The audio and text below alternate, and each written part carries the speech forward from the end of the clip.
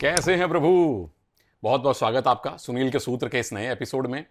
पिछली वीडियो में हमने बात की थी गुजरात जायंट्स की कैसी टीम लग रही है। आपने अपने विचार दिए, बहुत बहुत धन्यवाद। मेरी एक गलती भी आप लोगों ने बता दी कि शार्दुल ने 4 नहीं 3 फाइनल खेले हैं।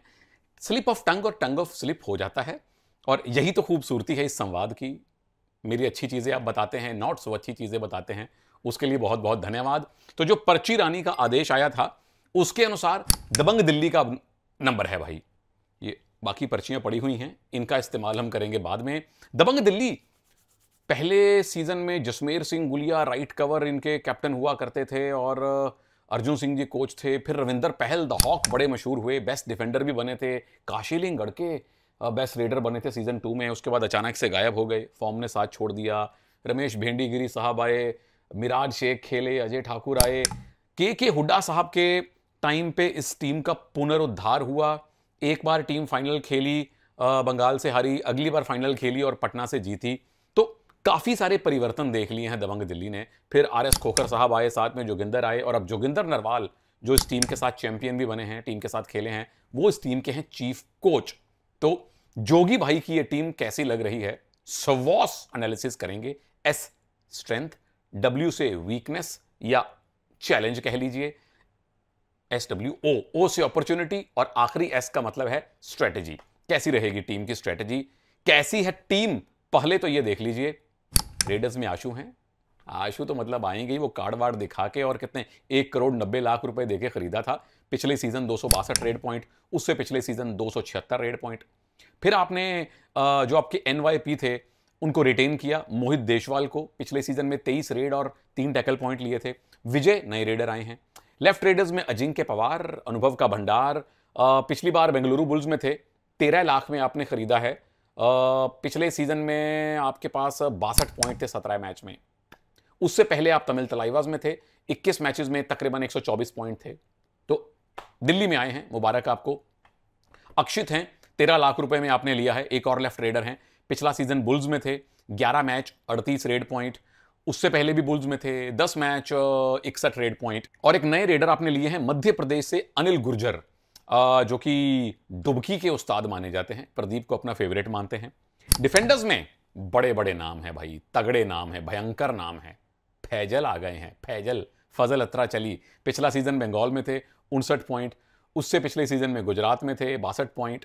30 लाख रुपए के बेस प्राइस में कैसे आ गए, मुझे समझ नहीं आया। किसी और टीम ने खरीद इनको, इनका प्राइस बढ़ाया तक नहीं। But well done Delhi. ये लेफ्ट कॉर्नर हैं ऑब्वियसली। अनुराग एक नए लेफ्ट कॉर्नर हैं।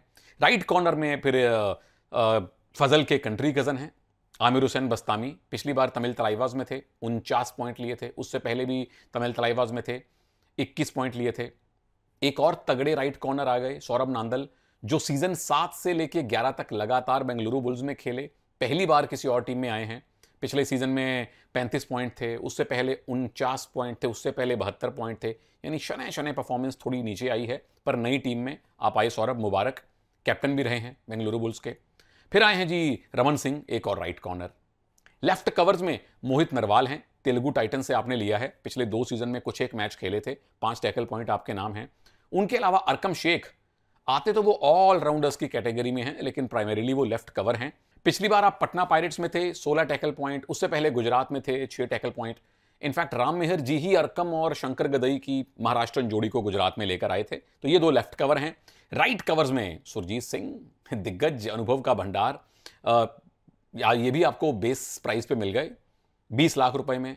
पिछली बार जयपुर पिंक पैंथर्स में थे, 39 पॉइंट। उससे पहले बुल्स में थे, 56 पॉइंट लिए थे। फिर गौरव छिल्लर हैं, जो 13 लाख में मिले आपको, एक और राइट कवर, 19 टैकल पॉइंट आपके नाम थे।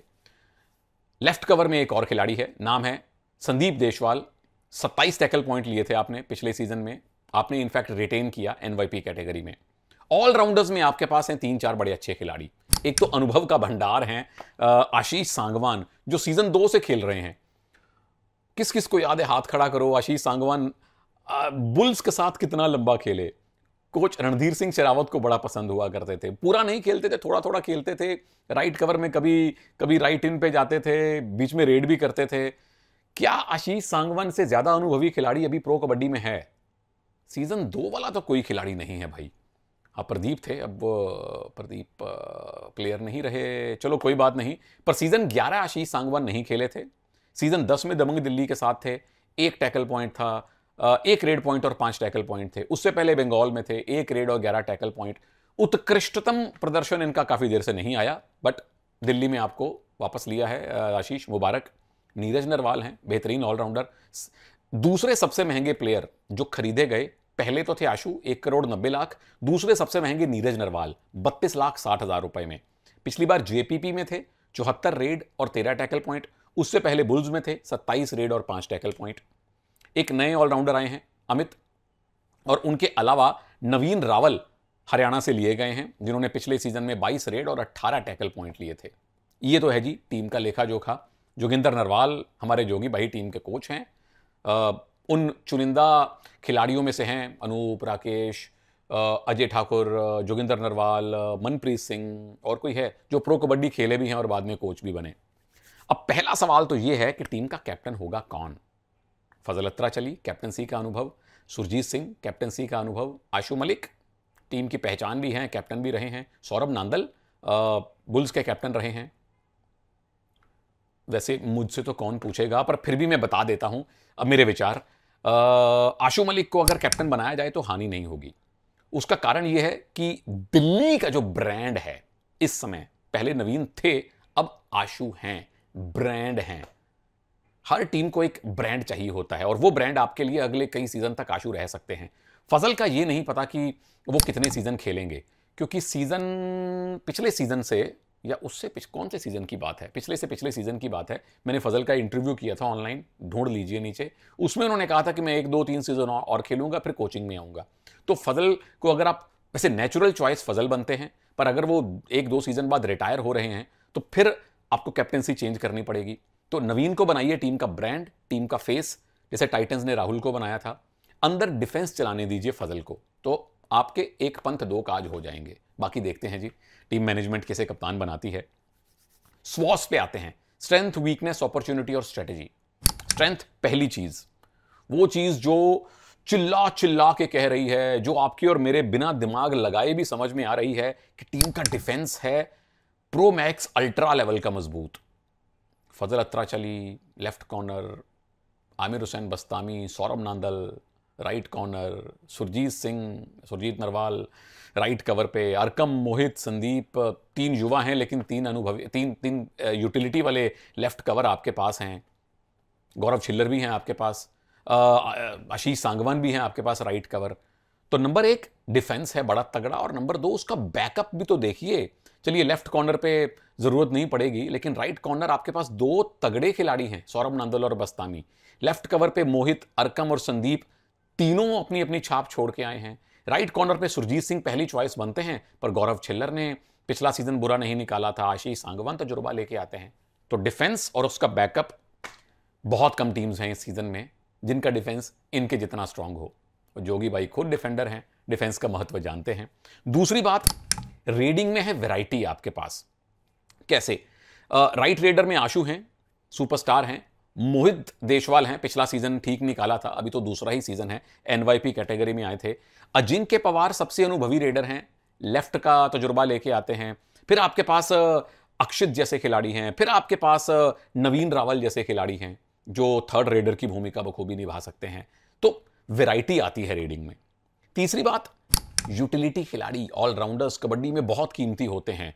अब आपके पास नीरज नरवाल जो सेकंड मैन डिफेंस बड़ा अच्छा करते हैं, 3-4 रेड पॉइंट ले आएंगे जब जरूरत पड़े तो। फिर नवीन रावल पिछली बार 22 रेड और 18 टैकल पॉइंट हरियाणा के लिए लिए थे। आशीष सांगवान, और कोई नहीं तो आप इनको खिला लीजिए। मुझे ऐसा लग रहा है कि शायद जोगी भाई आशु, नीरज और नवीन रावल के साथ उतर सकते हैं, कुछ एक मैचेस में उतर सकते हैं। उसका फायदा पता क्या है? एक मेन रेडर है आशु, बाकी 6 खिलाड़ी डिफेंडर हैं। नवीन रावल और नीरज नरवाल दोनों लेफ्ट इन राइट इन पे खड़े होकर बहुत तगड़ा डिफेंस करते हैं।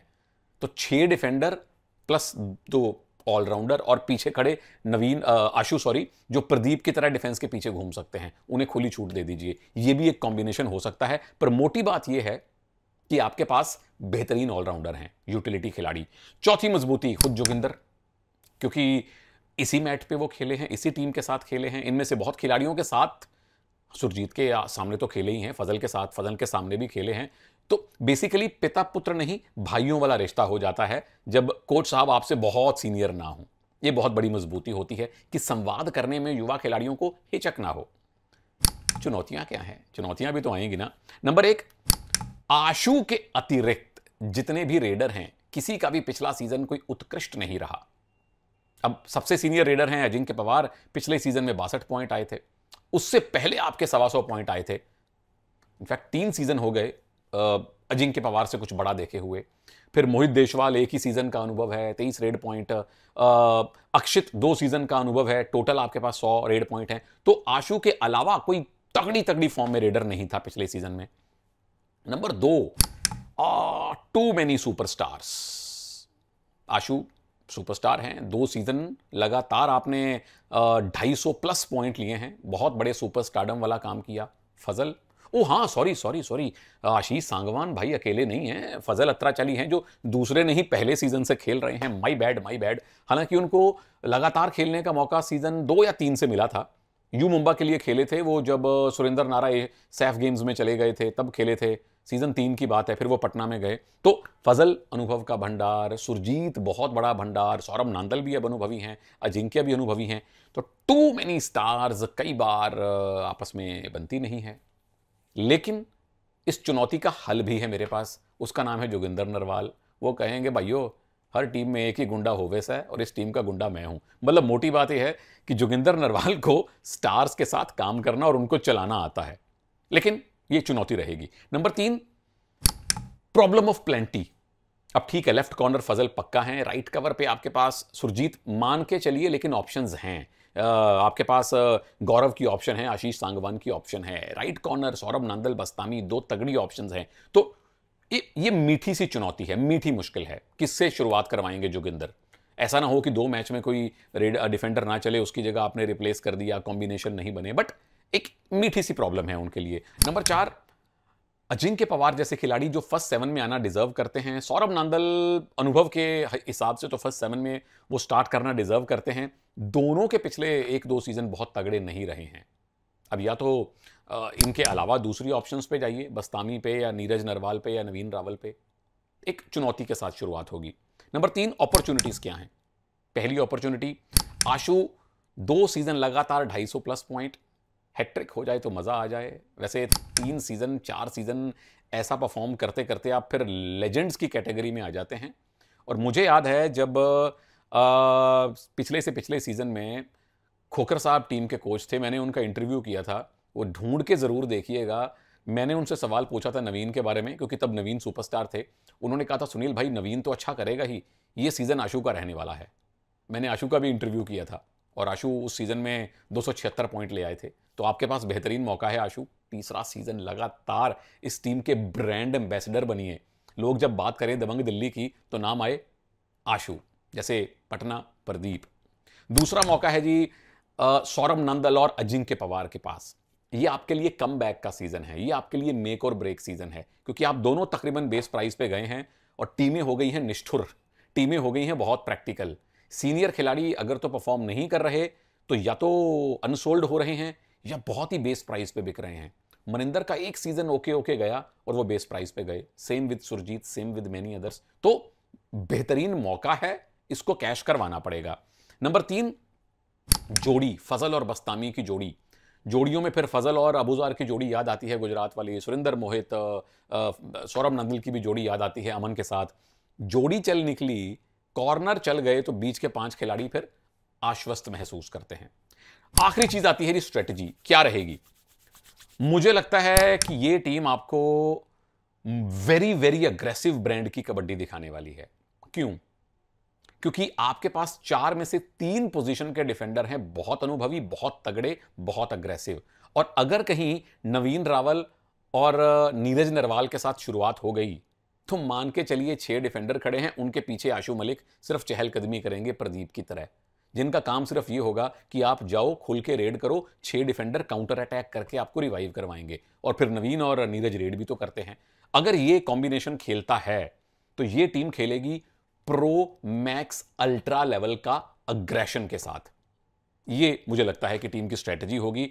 अगर आप प्लान बी पे आना चाहते हैं, नीरज और नवीन में से किसी एक को खिलाएंगे और अजिंक्य पवार को खिलाएंगे कि वैरायटी आ जाए लेफ्ट रेडर की, तो फिर प्रो मैक्स लेवल का अग्रेशन आएगा। अल्ट्रा पे शायद ना पहुंचे क्योंकि आपके पास फिर 5 खिलाड़ी होंगे, तब भी आप खेल सकते हैं। पर ओवरऑल मुझे यह लगता है कि जोगी भाई की यह टीम एक्स्ट्रॉर्डिनरी अग्रेशन दिखाने वाली है। डिफेंस बहुत गरज के खेलने वाला है और आशु को वो खुला हाथ मिलेगा जो पटना में प्रदीप को मिला करता था।